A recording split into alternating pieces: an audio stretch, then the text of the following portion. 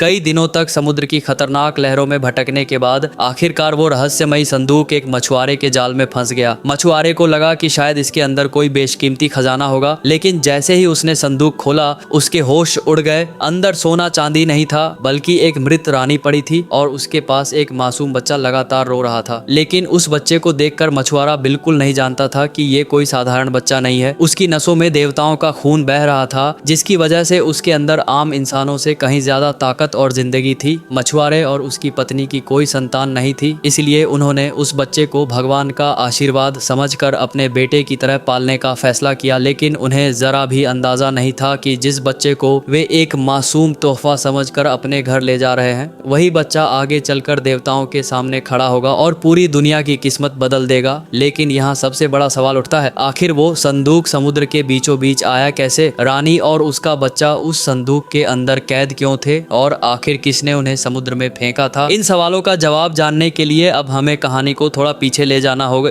क्योंकि असली रहस्य की शुरुआत यहीं से होती है। कहानी की शुरुआत होती है ब्रह्मांड के सबसे पुराने और गहरे रहस्य से। हजारों साल पहले इस धरती पर टाइटन नाम के विशालकाय और बेहद शक्तिशाली दानवों का राज हुआ करता था। लेकिन एक समय ऐसा आया जब देवताओं ने ही उनके खिलाफ विद्रोह कर दिया। तीन सबसे शक्तिशाली देवता ज्यूस, पोसाइडन और हेड्स ने मिलकर फैसला किया कि टाइटन्स का नामो निशान हमेशा के लिए मिटाना होगा। टाइटन्स को हराने के लिए हेड्स ने अपने ही शरीर के मांस और खून से एक ऐसा भयंकर समुद्री राक्षस बनाया जिसका नाम था क्रैकन। ये राक्षस इतना विशाल और विनाशकारी था कि अकेले ही उसने टाइटन्स की पूरी ताकत को खत्म कर दिया। टाइटन्स के खत्म होते ही पूरी दुनिया की सत्ता देवताओं के हाथों में आ गई। लेकिन यहीं से शुरू हुआ देवताओं के बीच असली खेल। ज्यूस ने चालाकी से आसमान का राज अपने पास रख लिया, समुद्र की सतह पोसाइडन को दे दी और हेड्स को धोखा देकर अंडरवर्ल्ड की अंधेरी दुनिया में धकेल दिया। इसके बाद ज्यूस ने इंसानों की रचना की। उसका मकसद था कि इंसान देवताओं की पूजा करें, क्योंकि इंसानों की प्रार्थना और उनके डर से ही देवताओं को अपनी अमर शक्ति मिलती थी। लेकिन समय बीतने के साथ इंसान देवताओं के अत्याचार से तंग आने लगे। आखिरकार एक दिन इंसानों ने डरना छोड़ दिया और उन्हीं देवताओं के खिलाफ विद्रोह का ऐलान कर दिया। राजा उस समय एक भयंकर युद्ध जीतकर विजेता बनकर अपने महल में लौटा था, लेकिन उसे बिल्कुल भी अंदाजा नहीं था कि उसकी गैर मौजूदगी में महल के अंदर ऐसा कुछ घट चुका है जो उसकी पूरी जिंदगी बदलने वाला था। अचानक आसमान से एक विशाल चील उड़ती हुई महल के अंदर पहुंची और पलक झपकते ही उसने राजा का हूबहू रूप धारण कर लिया। रानी भी कुछ समझ नहीं पाई और उसे अपना पति समझकर उस पर भरोसा कर कुछ देर बाद जब असली राजा महल में वापस लौटा तो अपनी आंखों के सामने यह सब देखकर उसका गुस्सा 7वें आसमान पर पहुंच गया। लेकिन तब तक बहुत देर हो चुकी थी। राजा को पता चला कि यह भेष बदलने वाला कोई आम इंसान नहीं था, बल्कि वह ओलंपस का सर्वशक्तिमान देवता जूस था। राजा ने तुरंत तलवार निकालकर उस पर हमला करने की कोशिश की, लेकिन जूस पलक झपकते ही वहां से गायब हो गया। कुछ समय बाद रानी गर्भवती हो गई। अपमान और गुस्से में अंधा होकर राजा ने आदेश दिया कि रानी और उसके बच्चे को एक बड़े से बक्से में बंद करके गहरे समुद्र में फेंक दिया जाए। लेकिन राजा के इस अपमान का असर जूस पर भी पड़ा। उसने अपने दिव्य क्रोध में राजा को आधा इंसान और आधा खूंखार जानवर बना दिया। फिर भी राजा का फैसला नहीं बदला और उसने उस बक्से को समुद्र की गहराइयों में फेंक दिया। इसके बाद शुरू हुआ एक खौफनाक समुद्री सफर। दिन रात विशाल लहरों के बीच वह बक्सा समुद्र में भटकता रहा। आखिरकार इधर मछुआरा और उसकी पत्नी उस रहस्यमयी बच्चे को अपना ही बेटा मानकर पालने लगे। उन्होंने उसका नाम रखा पर्सियस। देखते ही देखते कई साल बीत गए और पर्सियस बड़ा होने लगा। आखिरकार एक दिन उसके पालक पिता ने उसे उसके जन्म का वो खौफनाक सच बता दिया जिसे इतने सालों से उससे छिपा कर रखा गया था। अपनी असली पहचान जानकर पर्सियस के पैरों तले जमीन खिसक गई। उसके मन में एक डर और घर कर गया, खासकर जब उसे पता चला कि परिवार में एक और बच्चा आने वाला है। उसे लगने लगा कि नया बच्चा आने के बाद शायद उसके माता पिता का प्यार पहले जैसा उसके लिए नहीं रहेगा। लेकिन उसके पिता ने प्यार से उसे समझाया कि रिश्ता खून से नहीं बल्कि प्यार से बनता है। दुनिया चाहे कुछ भी कहे, पर्सियस हमेशा उनका अपना बेटा रहेगा। गरीबी के बावजूद उनका छोटा सा परिवार प्यार से भरा हुआ था। इसी तरह देखते देखते 10 साल और बीत गए। अब पर्सियस वो छोटा बच्चा नहीं रहा था, वह एक ताकतवर नौजवान बन चुका था। उसने अपने पिता से मछली पकड़ने का काम सीख लिया था और अब समुद्र से संघर्ष करके ही अपना जीवन चला रहा था। लेकिन अचानक समुद्र का मिजाज ही बदल गया। कई दिनों तक जाल डालने के बावजूद एक भी मछली हाथ नहीं लगी। ऐसा लग रहा था जैसे समुद्र पर किसी अनदेखे श्राप की छाया पड़ गई हो। पर्सियस के पिता इसके लिए सीधे देवताओं को जिम्मेदार मानने लगे। उनका गुस्सा इतना बढ़ गया था कि वे पूरे दिन देवताओं को कोसते रहते। वहीं उनकी पत्नी डर के मारे चुपचाप प्रार्थना करती और भगवान से अपने पति की बातों के लिए माफी मांगती रहती। उसका मानना था कि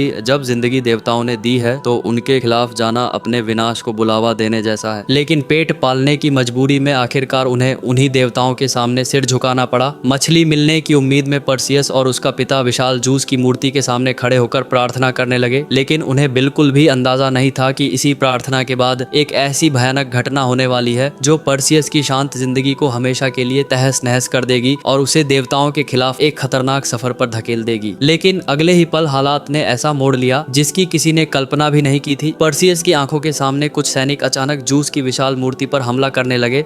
देखते ही देखते करीब 100 मीटर ऊंची मूर्ति जोरदार धमाके के साथ टूटकर समुद्र में जा गिरी। उसके गिरते ही उठी विशाल लहरों ने पूरे इलाके को हिला दिया। सैनिकों को अपनी ताकत पर इतना घमंड था कि वे वहीं खड़े होकर देवताओं को खुली चुनौती देने लगे। उन्हें लगा था कि अब इंसान देवताओं के डर से आजाद हो चुके हैं, लेकिन उन्हें बिल्कुल अंदाजा नहीं था कि उनकी यह बगावत सीधे देवताओं के क्रोध को बुला रही है। अचानक आसमान का रंग बदल गया, चारों तरफ काले बादल छा गए और समुद्र बुरी तरह उफनने लगा। फिर समुद्र के अंदर से एक के बाद एक भयानक जीव बाहर निकलने लगे और पलक झपकते ही सैनिकों पर टूट पड़े। देखते ही देखते वहां का पूरा इलाका चीख पुकार और तबाही से भर गया। पर्सियस यह देखकर तुरंत नाव लेकर वहां से निकलने की कोशिश करता है, लेकिन तभी समुद्र में मौजूद वे रहस्यमयी जीव आपस में मिलकर एक विशाल काले भंवर का रूप ले लेते हैं। कुछ ही पलों बाद उसी भंवर से एक खौफनाक चेहरा सामने आता है। हेडिस यानी अंडरवर्ल्ड का बेरहम शासक। हेडिस की नजर पड़ते ही पर्सियस पर टिक जाती है। ऐसा लगता है जैसे वह उसे पहले से पहचानता हो। अगले ही पल हेडिस खुद को आग और धुएं के भयानक तूफान में बदल देता है और सीधे मछुआरे की नाव पर हमला कर देता है। एक ही बार में नाव चकनाचूर हो जाती है। पर्सियस और उसका परिवार समुद्र की गहराई में डूबने लगते हैं। पर्सियस पूरी ताकत से अपने परिवार को बचाने की कोशिश करता है, लेकिन बूढ़ा पिता समझ जाता है कि अब बचने का कोई रास्ता नहीं है। वह आखिरी बार अपने बेटे को इशारा करता है कि वह खुद की जान बचाकर वहां से निकल जाए। भारी मन से पर्सियस तैरकर समुद्र की सतह तक पहुंच जाता है और किसी तरह उसकी जान बच जाती है। लेकिन जब वह पीछे मुड़कर देखता है तो उसका पूरा परिवार हमेशा के लिए उससे दूर जा चुका होता है। उस पल पर्सियस के अंदर कुछ टूट जाता है। जिस देवताओं की शक्ति पर उसका परिवार कभी भरोसा करता था, उसी शक्ति ने उसकी पूरी जिंदगी उजाड़ दी थी। और यहीं से एक साधारण मछुआरे की जिंदगी खत्म होती है, क्योंकि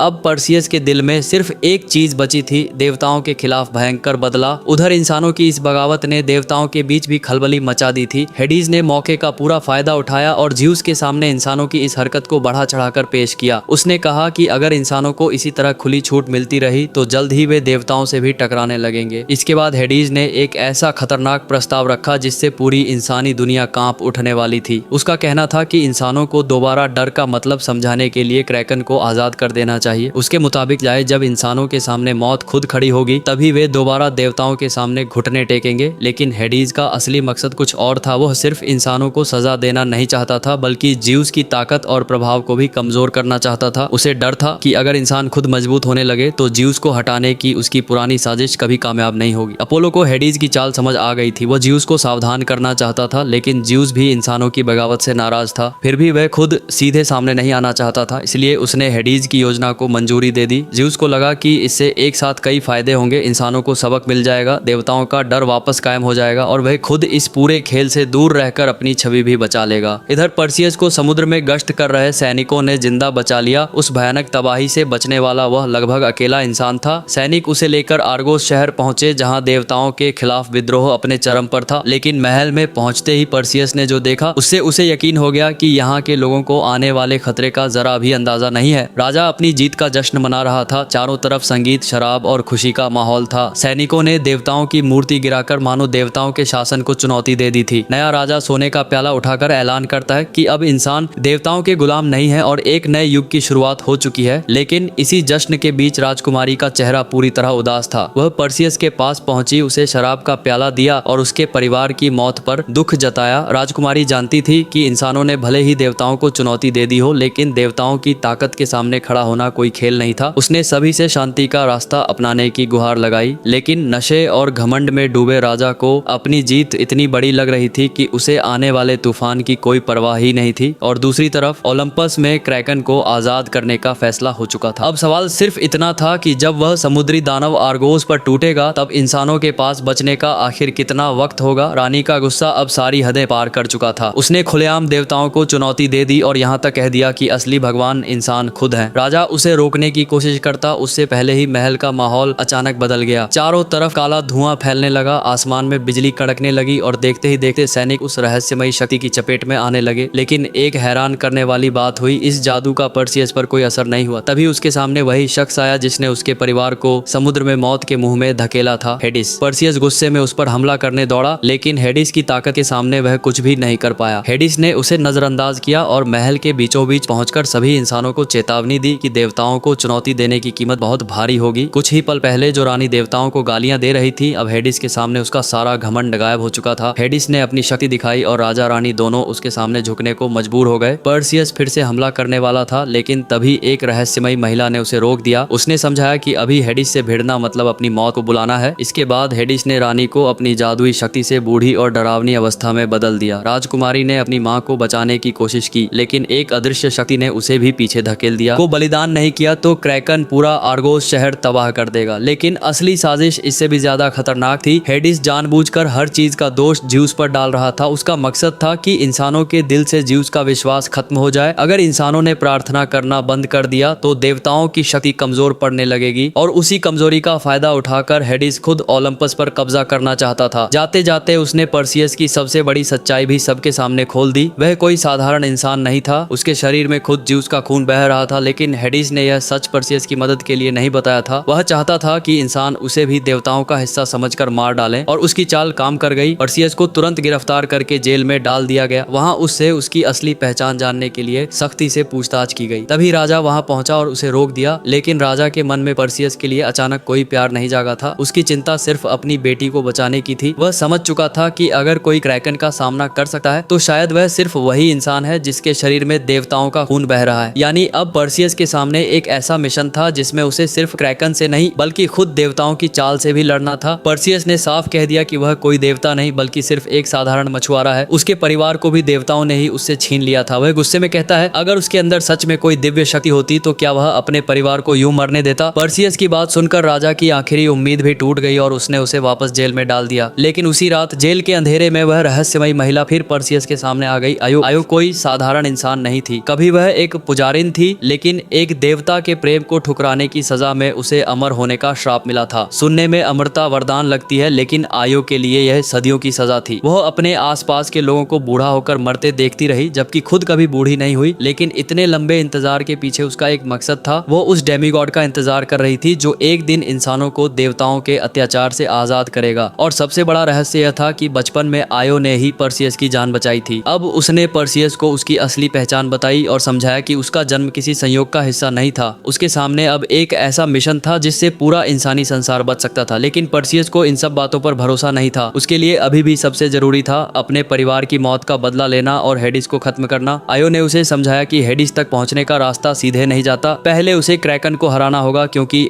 क्रैकन का जन्म हेडिस की शक्ति से हुआ है। अगर क्रैकन मारा गया तो हेडिस की ताकत भी कमजोर पड़ जाएगी। अब पर्सियस के पास दो रास्ते थे, या तो वह भागकर अपनी जान बचाए या फिर उस राक्षस के सामने खड़ा हो जाए जिसे देखकर पूरी दुनिया कांप रही थी। आखिरकार उसने फैसला कर लिया, वह क्रैकन का सामना करेगा। राजा को जब यह पता चला तो उसने तुरंत कमांडर ड्रैको को चुने हुए योद्धाओं की एक खतरनाक टीम के साथ रवाना कर दिया। उनका अगला लक्ष्य था नर्क की सीमा के पास रहने वाली 3 रहस्यमयी चुड़ैलों तक पहुंचना, क्योंकि माना जाता था कि उन्हीं के पास क्रैकन को हराने का कोई रास्ता मौजूद है। लेकिन जैसे ही यह खबर शहर में फैली, लोगों का डर और बढ़ गया। कई लोग चाहते थे कि राजकुमारी को बलिदान कर दिया जाए और देवताओं के सामने घुटने टेक दिए जाएं, लेकिन ड्रैको और उसके योद्धाओं ने साफ कर दिया कि वे डरकर हार मानने वाले नहीं हैं। अब एक तरफ शहर में मौत की उलटी गिनती शुरू हो चुकी थी और दूसरी तरफ पर्सियस अपनी छोटी सी टीम के साथ उस सफर पर निकल चुका था जहां हर कदम के पीछे मौत छिपी थी। उधर हेडिस भी चुप नहीं बैठा था। वह जानता था कि पर्सियस उसके लिए सबसे बड़ा खतरा बन सकता है, लेकिन वह सीधे उसे मारकर ज्यूस को शक नहीं होने देना चाहता था। इसलिए हेडिस ने एक ऐसी चाल चलने का फैसला किया जिसका असर पर्सियस को आगे चलकर अपनी आंखों से देखने वाला था। उधर हेडिस ने अपनी अगली चाल चल दी थी। उसने उस बूढ़े राजा को खोज निकाला जिसे कभी ज्यूस ने अपमानित किया था। हेडिस ने उसके पुराने जख्म और बदले की आग को फिर से भड़का दिया। उसने राजा से कहा, पर्सियस को किसी भी कीमत पर खत्म करो, बदले में हेडिस खुद ज्यूस को तबाह करने में उसकी मदद करेगा। इसके बाद हेडिस ने अपनी अंधेरी शक्ति का इस्तेमाल करके राजा के अंदर खतरनाक ऊर्जा भर दी और उसे एक शक्तिशाली हथियार सौंप दिया। अब वह बूढ़ा राजा नहीं रहा था, वह पर्सियस का पीछा करने वाला एक खतरनाक शिकारी बन चुका था। इधर पर्सियस और उसकी टीम पहाड़ों को पार करते हुए आगे बढ़ रही थी। रास्ते में ड्रैको ने पर्सियस की असली ताकत परखने का फैसला किया। दोनों के बीच तलवारों की जोरदार भिड़ंत शुरू हुई। कुछ ही वार में ड्रैको ने पर्सियस को जमीन पर गिरा दिया, लेकिन पर्सियस ने हार नहीं मानी। जैसे ही उसने दोबारा तलवार उठाई, उसके अंदर छिपी देवताओं की शक्ति जाग उठी। अगले ही पल मुकाबले का पूरा खेल बदल गया। पर्सियस ने ड्रैको के हर वार का जवाब इतनी तेजी से दिया कि अनुभवी योद्धा भी हैरान रह गया। ड्रैको समझ गया कि पर्सियस के अंदर सचमुच किसी देवता का खून बह रहा है। उसने उसे चेतावनी दी कि इस शक्ति को दबाने की कोशिश मत करना, क्योंकि आने वाले सफर में यही शक्ति उसकी सबसे बड़ी ताकत बनने वाली थी। उधर ओलंपस में ज़ेउस को भी पता चल चुका था कि पर्सियस उसका अपना बेटा है। शायद पिता होने के नाते उसके अंदर पहली बार पर्सियस को लेकर चिंता जागी। उसने अपने बेटे के लिए एक दिव्य हथियार भेजा। जंगल में अचानक पर्सियस को एक रहस्यमयी तलवार मिली। जैसे ही उसने उसका हैंडल पकड़ा, तलवार से तेज सफेद रोशनी निकली और देखते ही देखते वह एक बेहद शक्तिशाली दिव्य हथियार में बदल गई। ड्रैको ने बताया कि यह देवताओं की तरफ से मिला वरदान है, लेकिन पर्सियस ने देवताओं का एहसान लेने से साफ इनकार कर दिया। उसका कहना था कि वह अपनी लड़ाई एक इंसान बनकर लड़ना चाहता है, किसी देवता के सहारे नहीं। इसलिए उसने तलवार ड्रैको को सौंप दी। लेकिन असली हैरानी अभी बाकी थी। जंगल में आगे बढ़ते हुए पर्सियस की नजर कुछ रहस्यमयी सफेद उड़ने वाले घोड़ों पर पड़ी। वे उसे देखते ही दूर भाग गए। तभी आसमान में एक काली परछाई दिखाई दी। एक विशाल काला पंखों वाला घोड़ा आसमान से नीचे उतरा। उसका रूप इतना रहस्यमयी था कि पर्सियस भी कुछ पल के लिए पीछे हट गया। लेकिन आयु बिल्कुल नहीं डरी। वह धीरे धीरे उस घोड़े के पास गई और उसे छूते ही वह शांत हो गया। पर्सियस अब समझने लगा था कि यह कोई साधारण घोड़ा नहीं, बल्कि शायद उसकी किस्मत का अगला हथियार था। आयो ने पर्सियस को बताया कि आज तक किसी इंसान ने इस रहस्यमयी काले घोड़े की सवारी नहीं की थी। शायद देवताओं ने इसे पर्सियस की मदद के लिए भेजा था। लेकिन पर्सियस जैसे ही उसके करीब जाने लगा, तभी दूर से उसके साथियों की चीखें सुनाई दी। वह तुरंत वहां पहुंचा तो देखा कि एक भयानक राक्षस ने उसके साथी पर हमला कर दिया था। लेकिन असली खतरा अभी सामने आना बाकी था। हेडिस के बहकावे में आया वही बूढ़ा राजा पर्सियस को ढूंढ चुका था। उसने पर्सियस को देखते ही पहचान लिया कि उसके अंदर ज़ेउस का खून बह रहा है। बिना एक पल गंवाए उसने हमला कर दिया। पर्सियस ने तलवार निकालकर मुकाबला किया, लेकिन सामने वाला योद्धा बेहद अनुभवी था। पर्सियस उसके सामने टिक ही नहीं पा रहा था। तभी राजा ने उसे घायल कर दिया और बाकी सैनिक मदद के लिए टूट पड़े। लेकिन हेडिस की काली शक्ति ने उस बूढ़े राजा को लगभग अजेय बना दिया था। दर्द का उस पर कोई असर नहीं हो रहा था। सैनिकों ने मिलकर हमला किया, फिर भी वह अकेला कई योद्धाओं पर भारी पड़ रहा था। जब पर्सियस जमीन पर गिर पड़ा, तभी ड्रैको ने सही मौका देकर जोरदार वार किया और राजा का हाथ काट दिया। राजा कमजोर पड़ा और वहां से भाग निकला। लेकिन किसी ने ध्यान नहीं दिया कि उसका कटा हुआ हाथ अभी भी जिंदा था। सैनिक खून के निशानों का पीछा करते हुए एक सुनसान खंडहर तक पहुंचे। ड्रैको को कुछ गड़बड़ महसूस हो गई, लेकिन पर्सियस पीछे हटने के लिए तैयार नहीं था। उन्होंने राजा को चारों तरफ से घेरने की योजना बनाई। तभी जमीन के नीचे से कुछ भयंकर हिलने लगा। अचानक उस काले खून से एक विशाल बिच्छू जैसा राक्षस पैदा हो गया। सैनिकों के होश उड़ गए। देखते ही देखते एक और विशाल बिच्छू रेत को चीरकर बाहर निकल आया। अब सामने इंसान नहीं बल्कि ट्रक जितना विशाल राक्षस खड़ा था। योद्धाओं ने पूरी ताकत से उसका सामना किया। किसी तरह उन्होंने उसके दो डंक काट दिए, लेकिन इससे राक्षस और भी ज्यादा बेकाबू हो गया। उसके हर हमले के साथ जमीन कांप रही थी। एक जोरदार वार ने कई सैनिकों को दूर जा पटका और पूरी टीम में अफरा तफरी मच गई। अब पर्सियस और उसके साथियों के सामने सिर्फ एक ही सवाल था, इतने विशाल राक्षसों के बीच जिंदा कैसे बचा जाए। बिच्छुओं का हमला इतना भयानक था कि कई योद्धा डर के मारे जम गए। तभी एक सैनिक ने अपनी पूरी हिम्मत जुटाई और तलवार सीधे बिच्छू के मुंह में घोंप दी। राक्षस तड़प उठा और उसके शरीर से जहरीला तरल बाहर निकलने लगा। इसी मौके का फायदा उठाकर ड्रैको बिच्छू की पीठ पर जा चढ़ा और दोनों तलवारें उसकी पीठ में घोंप दी। फिर उसने अपने साथी से भाला मांगा। भाला मिलते ही ड्रैको ने उसे राक्षस के शरीर के आर पार घोंप दिया। एक बिच्छू तो खत्म हो गया, लेकिन पर्सियस जिस राक्षस से लड़ रहा था वह कहीं ज्यादा खतरनाक था। बिच्छू ने पर्सियस को अपने पंजों में जकड़कर खंभे से दबा दिया। तभी आयु ने रस्सी फेंकर उसे छुड़ाया और उसके जहरीले डंक को काट दिया। लेकिन राक्षस अब आयु पर टूट पड़ा। पर्सियस ने आयु को बचाकर दूर कर दिया और खुद अकेला उस विशाल बिच्छू के सामने खड़ा हो गया। अगले ही पल राक्षस ने जोरदार छलांग लगाई और पर्सियस को अपनी चपेट में ले लिया। साथियों को लगा कि पर्सियस खत्म हो गया, लेकिन तभी एक ऐसा नजारा हुआ जिसने सबको हिला दिया। पर्सियस उस विशाल बिच्छू के शरीर को अंदर से चीरता हुआ बाहर निकला और आखिरकार राक्षस को खत्म कर दिया। लेकिन उनकी मुसीबत यहीं खत्म नहीं हुई। पहाड़ों से अचानक और भी विशाल बिच्छू निकल आए और उन्होंने पूरी टीम को चारों तरफ से घेर लिया। सभी योद्धा आखिरी लड़ाई के लिए तैयार हो गए। तभी अचानक एक अजीब और डरावनी आवाज गूंजी। सारे बिच्छू एकदम रुक गए। उनके पीछे नीले चोगे में एक रहस्यमयी आदमी खड़ा था। उसने अपनी काली जादुई शक्ति से उन विशाल बिच्छुओं को अपने नियंत्रण में कर लिया। एक सैनिक ने उसे पहचान लिया। वह रेगिस्तान का रहस्यमयी जादूगर था। लेकिन इसी बीच पर्सियस के शरीर में बूढ़े राजा का जहर तेजी से फैलने लगा। वह दर्द से जमीन पर गिर पड़ा। ड्रैको ने उसे सलाह दी कि अपनी जान बचाने के लिए ज़ेउस से प्रार्थना करे, लेकिन पर्सियस ने साफ मना कर दिया। उसने कहा कि वह मरना मंजूर करेगा, लेकिन देवताओं के सामने घुटने नहीं टेकेगा। रात होते होते उसकी हालत और बिगड़ गई। तभी वह रहस्यमयी जादूगर चुपके से पर्सियस के तंबू में पहुंचा। उसने नीली आग जलाई और उसे सीधे पर्सियस के घाव पर लगा दिया। अंदर से पर्सियस की दर्दनाक चीख सुनाई दी। बाहर खड़े लोग घबराकर तंबू की तरफ दौड़े, लेकिन उन्हें बिल्कुल अंदाजा नहीं था कि इस रहस्यमयी जादूगर ने पर्सियस के साथ आखिर किया क्या था। जादूगर को देखकर सैनिकों ने उस पर हमला करने की कोशिश की, लेकिन उसकी ताकत के सामने कोई टिक नहीं पाया। तभी उसने अजीब भाषा में कुछ कहा। आयु ने उन्हें शांत किया और बताया कि यह जादूगर सदियों से उस डेमीगॉड का इंतजार कर रहा था जो उसका श्राप खत्म कर सके, और अब उसे यकीन हो चुका था कि वह इंसान पर्सियस ही है। उसी वक्त पर्सियस तंबू से बाहर आया और सब हैरान रह गए। कुछ ही देर पहले जिस जहर ने उसे मौत के करीब पहुंचा दिया था, उसके निशान अब तेजी से गायब हो रहे थे। अगली सुबह ड्रैको ने पर्सियस को घेर लिया। उसने साफ कहा कि पर्सियस के पास देवताओं के ऐसे हथियार हैं जिनके सामने इंसानी हथियार बेकार है, लेकिन पर्सियस अब भी देवताओं की मदद लेने के लिए तैयार नहीं था। ड्रैको ने बिना बहस किए वह जादुई तलवार चुपचाप अपने पास रख ली। तभी जादूगर एक विशाल 3 मंजिला बिच्छू पर सवार होकर बाहर आया। अब पूरी टीम उसी राक्षसी बिच्छू की पीठ पर बैठकर क्रैकन को खत्म करने का रास्ता खोजने निकल पड़ी। कुछ ही समय में उन्होंने विशाल रेगिस्तान पार कर लिया और उन खंडहरों तक पहुंच गए जहां कभी क्रैकन ने टाइटन्स को तबाह किया था। आधी रात को टीम पहाड़ की चोटी पर पहुंची। वहीं एक विशाल चट्टान के अंदर रहती थी नर्क की 3 भयानक चुड़ैलें। पर्सियस ने गुफा में मशाल फेंकी। रोशनी फैलते ही अचानक एक विशाल आंख दिखाई दी और तीनों चुड़ैलें अपने असली रूप में सामने आ गईं। सबसे अजीब बात यह थी कि तीनों बहनों के पास सिर्फ एक ही आंख थी जिसे वे आपस में इस्तेमाल करती थीं। पर्सियस ने सीधा सवाल किया, क्रैकन को कैसे हराया जा सकता है? लेकिन चुड़ैलों ने बदले में एक इंसान की बलि मांग ली। पर्सियस ने साफ इनकार कर दिया और मुकाबला शुरू हो गया। मौका देखकर उसने उनकी इकलौती आंख छीन ली और धमकी दी कि अगर उन्होंने सच नहीं बताया तो वह आंख हमेशा के लिए खाई में फेंक देगा। डरी हुई चुड़ैलों ने आखिरकार राज खोल दिया। क्रैकन को हराने का एकमात्र रास्ता था पाताल नदी के पार जाकर मेडुसा का सिर लाना। मेडुसा कोई साधारण राक्षस नहीं थी। उसके सिर पर बालों की जगह जिंदा सांप थे और उसकी आंखों में ऐसी शक्ति थी कि कोई भी इंसान सीधे उसकी नजरों में देख ले तो उसी पल पत्थर बन जाता। चुड़ैलों का दावा था कि क्रैकन भी उसकी इस शक्ति से बच नहीं सकता। पर्सियस ने फैसला कर लिया, वह मेडुसा के सामने जाएगा और उसका सिर लेकर ही वापस लौटेगा। चुड़ैलों ने चेतावनी दी कि उसके जिंदा लौटने की संभावना लगभग नामुमकिन है। इस भविष्यवाणी से कुछ योद्धा डर गए और वापस लौटने का फैसला कर लिया, लेकिन ड्रैको और पर्सियस पीछे हटने वाले नहीं थे। रास्ते में जियूस भी एक बूढ़े इंसान का रूप लेकर पर्सियस से मिलने आया। उसने उसे समझाया कि देवताओं के खिलाफ लड़ना छोड़ दे और यह खतरनाक सफर रोक दे, लेकिन पर्सियस ने साफ कह दिया कि वह देवताओं की दुनिया में नहीं रहना चाहता। जियूस ने भी उसे मजबूर नहीं किया। जाते जाते उसने पर्सियस को एक सोने का सिक्का दे दिया। अब टीम पाताल नदी की ओर बढ़ रही थी। आखिरकार वे नदी के किनारे पहुंच गए। दूसरी तरफ मेडुसा का खौफनाक ठिकाना था। वहां पहुंचने के लिए उन्हें मृत आत्माओं को ले जाने वाली नाव चाहिए थी। पर्सियस ने जियूस का दिया सोने का सिक्का नदी में फेंका। अचानक धुंध के बीच से 2 रहस्यमयी जल प्राणी एक विशाल नाव खींचते हुए सामने आ गए। नाव धीरे धीरे अंधेरे को चीरती हुई आगे बढ़ने लगी। रास्ते में आयो ने पर्सियस को मेडुसा की पूरी कहानी सुनाई। कभी मेडुसा बेहद खूबसूरत महिला थी, लेकिन देवताओं के संघर्ष में उसे ऐसा श्राप मिला कि उसकी सुंदरता एक भयानक अभिशाप में बदल गई। उसके बाद उसकी आंखों में देखने वाला हर जीव पत्थर बन जाता था। अब पर्सियस को उसी राक्षसी मेडुसा के सामने जाना था। आयो ने उसे समझाया कि मेडुसा से लड़ते वक्त उसकी आंखों में सीधे देखना मौत को बुलाना होगा, इसलिए पर्सियस को सिर्फ उसकी परछाई देखकर हमला करना होगा। लेकिन दोनों को पता नहीं था अंधेरे के उस पार मेडुसा उनका इंतजार कर रही थी। आखिरकार पर्सियस और उसकी टीम मेडुसा के ठिकाने तक पहुंच गई। नाविक उन्हें पाताल नदी के उस पार उतारकर वापस चला गया। सामने एक सुनसान खंडहरों के बीच खड़ा था एक रहस्यमयी मंदिर, और इसी मंदिर के अंदर कैद थी वो खूंखार राक्षसी मेडुसा। सभी योद्धाओं ने अपने हथियार संभाल ली, लेकिन आइयों को बाहर ही रुकना पड़ा। जैसे ही पर्सियस और बाकी लोग अंदर दाखिल हुए, उन्हें चारों तरफ उबलता हुआ लावा और पत्थर की मूर्तियां दिखाई दी। उन मूर्तियों को देखकर साफ हो गया कि मेडुसा की कहानी कोई झूठी कहानी नहीं थी। अचानक अंधेरे में एक भयानक आवाज गूंजी। मेडुसा जाग चुकी थी। पर्सियस ने तुरंत सबको अपनी नजरें नीचे रखने की चेतावनी दी। तभी जमीन के नीचे से लावा फट पड़ा और चारों तरफ उसकी खौफनाक हंसी गूंजने लगी। अगले ही पल अंधेरे से तीरों की बौछार हुई और कई सैनिक सीधे लावे की तरफ जा गिरे। अब टीम पूरी तरह बिखर चुकी थी। पर्सियस ने अपने खंजर को एक खंभे में फंसा दिया और जादूगर शिकारी को गिरने से बचा लिया। तभी ड्रैको ने फैसला किया कि वह पीछे रुककर मेडुसा को रोकेगा ताकि पर्सियस आगे बढ़ सके। उधर मेडुसा बिना किसी आवाज के 2 सैनिकों के बिल्कुल पीछे पहुंच गई। एक सैनिक ने जैसे ही ऊपर देखने की गलती की, उसकी आंखें मेडुसा की नजरों से टकराई और अगले ही पल उसका शरीर पत्थर में बदल गया। दूसरा सैनिक डर के मारे बेतहाशा तलवार चलाने लगा, लेकिन मेडुसा के सामने उसका कोई मुकाबला नहीं था। कुछ ही पल में वह भी पत्थर बनकर जमीन पर गिरा और चकनाचूर हो गया। अब मेडुसा की नजर सिर्फ पर्सियस पर थी। पर्सियस ने जादूगर शिकारी को छिपने का इशारा किया और खुद को चारे की तरह इस्तेमाल करने लगा। वह जानबूझकर मेडुसा को अपने पीछे खींचता रहा। मेडुसा गुस्से में उसका पीछा करती रही, लेकिन उसे जरा भी अंदाजा नहीं था कि पर्सियस उसे एक जाल में फंसा रहा है। जैसे ही पर्सियस सही जगह पहुंचा, जादूगर ने हमला किया, लेकिन वार सिर्फ मेडुसा के बालों को काट पाया। अगले ही पल मेडुसा ने अपनी पूंछ से जादूगर को जकड़ लिया। पर्सियस को मौका देने के लिए जादूगर ने अपनी जान की परवाह परवाह किए बिना खुद को बलिदान कर दिया। जोरदार धमाके के बाद मेडुसा बुरी तरह घायल हो गई, लेकिन अभी भी जिंदा थी। अब आखिरी मुकाबला बाकी था। मेडुसा पागलों की तरह पर्सियस की तरफ बढ़ी। तभी पर्सियस को अपनी ढाल में एक रास्ता दिखाई दिया। वह सीधे मेडुसा की आंखों में नहीं देख सकता था, इसलिए उसने ढाल को आईने की तरह इस्तेमाल करने का फैसला किया। उसी समय ऊपर से ड्रैको ने छलांग लगाई और एक नुकीला पत्थर मेडुसा की पूंछ में घोंप दिया। दर्द से बौखलाई मेडुसा ने पलटकर ड्रैको की तरफ देखा और देखते ही देखते ड्रैको भी पत्थर की मूर्ति में बदल गया। अपने साथी को इस हालत में देखकर पर्सियस के अंदर गुस्सा भड़क उठा। उसने अपनी आंखें बंद कर ली, ढाल में दिखाई दे रहे प्रतिबिंब के सहारे मेडुसा की सही जगह का अंदाजा लगाया और पूरी ताकत से तलवार घुमा दी। एक ही बार में मेडुसा का सिर उसके शरीर से अलग हो गया। पर्सियस ने उसका सिर उठाकर एक थैले में सुरक्षित रखा और मंदिर से बाहर निकल आया। चुड़ैलों ने पहले ही चेतावनी दी थी कि इस मिशन से जिंदा लौटना लगभग नामुमकिन है, लेकिन उनकी भविष्यवाणी गलत साबित हो चुकी थी। पर्सियस मेडुसा को हराकर वापस लौट आया था, मगर उसे अभी अंदाजा भी नहीं था कि मेडुसा का कटा हुआ सिर आगे चलकर खुद देवताओं के खिलाफ सबसे खतरनाक हथियार बनने वाला है। आयो को देखकर पर्सियस को लगा कि शायद अब सब ठीक हो जाएगा, लेकिन तभी पीछे से बूढ़ा राजा मौत बनकर सामने आ गया। उसने बिना कोई मौका दिए अपनी तलवार आयो के शरीर में घोंप दी। आयो जमीन पर गिरने लगी और पर्सियस का गुस्सा 7वें आसमान पर पहुंच गया। वह पूरी ताकत से राजा पर टूट पड़ा, लेकिन राजा की ताकत अब सामान्य इंसान जैसी नहीं रही थी। उसने एक ही जोरदार वार में पर्सियस को दूर पटक दिया। तभी पर्सियस की नजर उस जादुई तलवार पर पड़ी जिसे वह अब तक देवताओं का हथियार मानकर ठुकराता आया था। उसे आयो की बात याद आई। इस बार उसने अपनी जिद छोड़ दी। पर्सियस ने तलवार उठाई और जैसे ही उसके हाथ में देवताओं की शक्ति आई, पूरा मुकाबला पलट गया। कुछ ही पलों में उसने बूढ़े राजा को ऐसा वार किया कि उसकी काली शक्ति उसके शरीर से बाहर निकल गई। मरने से पहले राजा ने पर्सियस को चेतावनी दी कि कभी देवताओं पर भरोसा मत करना। पर्सियस तुरंत आयो के पास पहुंचा, लेकिन अब बहुत देर हो चुकी थी। उसकी आंखों के सामने आयो का शरीर धीरे धीरे सुनहरे धुएं में बदलने लगा और हवा में गायब हो गया। लेकिन जाते जाते आयो ने पर्सियस के लिए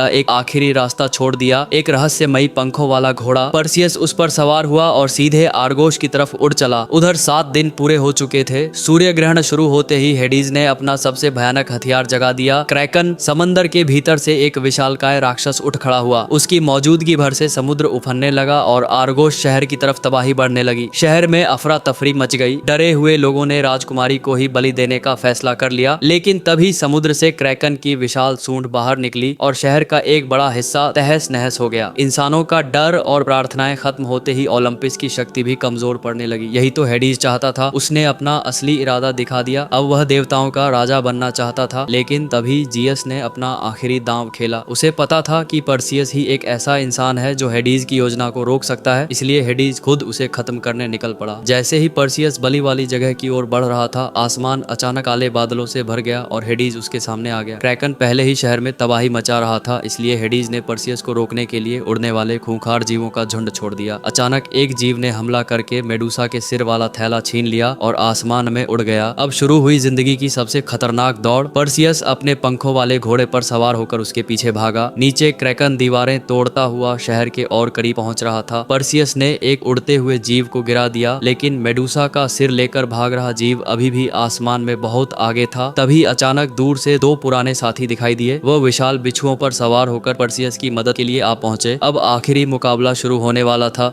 एक तरफ था समुद्र से निकला विनाश का राक्षस क्रैकन, दूसरी तरफ था हेडीज का पूरा खेल और इनके बीच खड़ा था सिर्फ एक इंसान पर्सियस। लेकिन इस बार उसके पास सिर्फ साहस नहीं था, उसके हाथ में देवताओं की तलवार और थैले में मेडुसा का सिर भी था। उधर पर्सियस के साथियों ने बाकी दुश्मनों का सफाया कर दिया, लेकिन असली मुसीबत अब सामने थी। समंदर से निकल चुका क्रैकन इतना विशाल था कि उसका शरीर आसमान तक फैल गया था। उसकी ऊंचाई ने सूरज की रोशनी तक ढक दी और उसके हर कदम से धरती कांप रही थी। उस राक्षस के सामने पर्सियस किसी चींटी से ज्यादा बड़ा नहीं लग रहा था। अचानक एक उड़ता हुआ राक्षस पर्सियस को सीधे क्रैकन के खुले जबड़े की तरफ खींचने लगा, लेकिन पंखों वाला घोड़ा सही वक्त पर वहां पहुंचा और पर्सियस की जान बचा ली। क्रैकन ने पर्सियस को छोड़कर अब अपना निशाना राजकुमारी को बना लिया। राक्षस अपना विशाल मुंह खोलकर उसे निगलने ही वाला था, लेकिन पर्सियस भी अब पीछे हटने वाला नहीं था। वह हवा में छलांग लगाकर उड़ते हुए राक्षस के ऊपर पहुंचा और उसे खत्म कर दिया। इसके बाद उसने मेडुसा के सिर वाला थैला उठाया और पूरी ताकत से क्रैकन की तरफ दौड़ पड़ा। अगले ही पल मेडुसा की आंखें क्रैकन के सामने थीं। जैसे ही राक्षस की नजर उन आंखों से मिली, उसका विशाल शरीर कांपने लगा। पत्थर बनने का जादू उसके पूरे शरीर में तेजी से फैल गया। क्रैकन की गर्जना धीमी पड़ती गई, उसकी ताकत खत्म होने लगी और देखते ही देखते समुद्र का वह भयानक दैत्य एक विशाल पत्थर की मूर्ति में बदल गया। इंसानों के सामने आखिरकार क्रैकन हार चुका था, लेकिन खतरा अभी पूरी पूरी तरह खत्म नहीं हुआ था। बगावत भड़काने वाला आदमी डर और पागलपन में राजकुमारी पर हमला करने दौड़ा। तभी राजा अपनी जान की परवाह किए बिना उसके सामने आ गया और उसे रोक दिया। उधर क्रैकन का विशाल पत्थर बना शरीर टूटकर समुद्र में गिरने लगा। पर्सियस ने मेडुसा का सिर भी हमेशा के लिए समुद्र की गहराइयों में फेंक दिया। क्रैकन के गिरने से उठी भयानक लहरों में राजकुमारी भी समुद्र में जा गिरी। पर्सियस उसे बचाने के लिए छलांग लगाने ही वाला था कि तभी हेडीज फिर उसके सामने आ खड़ा हुआ। लेकिन इस बार आसमान भी पर्सियस के साथ था। अचानक जोरदार बिजली चमकी और जीएस की शक्ति पर्सियस की तलवार में समा गई। पर्सियस ने बिना एक पल गंवाए पूरी ताकत से तलवार हेडीज के सीने में घोंप दी। हेडीज की शक्ति टूट गई और वह वापस अंडरवर्ल्ड की गहराइयों में जा गिरा। आखिरकार इंसानों के सिर पर मंडरा रहा सबसे बड़ा खतरा खत्म हो चुका था। पर्सियस तुरंत गहरे समुद्र में कूदा और राजकुमारी को सुरक्षित बाहर ले आया। किनारे पर पंखों वाले घोड़े ने उसे होश में लाने में मदद की। राजकुमारी ने पर्सियस को राजा बनने का प्रस्ताव दिया, लेकिन पर्सियस ने साफ मना कर दिया। उसने कहा कि उसे ताज नहीं चाहिए, वह एक आम इंसान की तरह अपने लोगों के बीच रहकर उनकी सेवा करना चाहता है। जिस इंसान ने देवताओं और राक्षसों की पूरी दुनिया को चुनौती दी थी, उसने आखिर में सत्ता नहीं बल्कि इंसानियत को चुना और इसी के साथ देवताओं, क्रैकन और हेडीज के खिलाफ पर्सियस की खतरनाक जंग का अंत हो गया।